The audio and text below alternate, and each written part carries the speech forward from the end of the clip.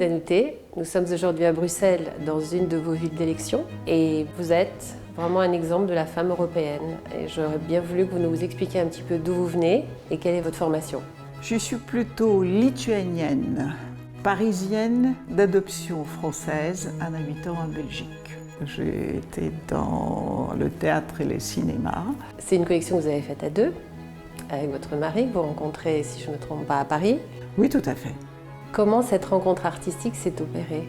On était complètement l'opposé et en même temps quelque chose de commun qui nous a réunis. L'opéra, la littérature et la curiosité.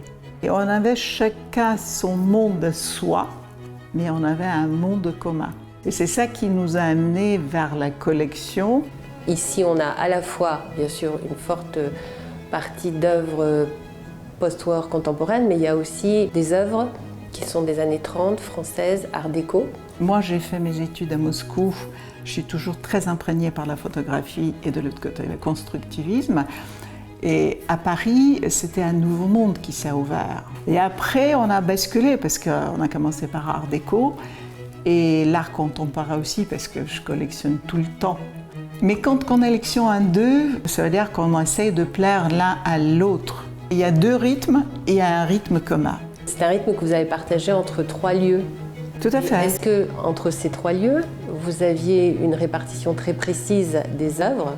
Moi, je disais toujours que c'est pas moi qui achète les œuvres, c'est les œuvres qui viennent vers moi.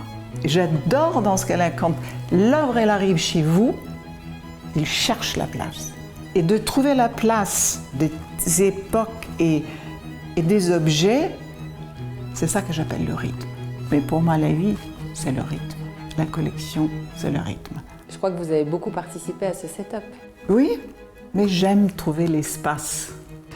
Maintenant, quand je mets les objets qui appartiennent à notre collection, je dis « Tiens, je pourrais y vivre ».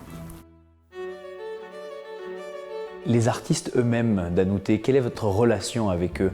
J'aime lécher les vitrines, regarder avant et choisir. Et après, je veux voir l'artiste. Si je le vois avant, je le trouble et il me trouble. Donc la rencontre avec les œuvres d'art pour vous, c'est toujours une rencontre de surprise. Tout de suite ou jamais.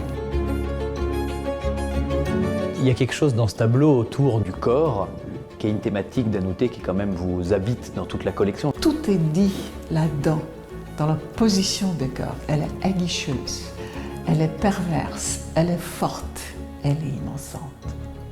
Et tout est dit, ses couleurs, taches.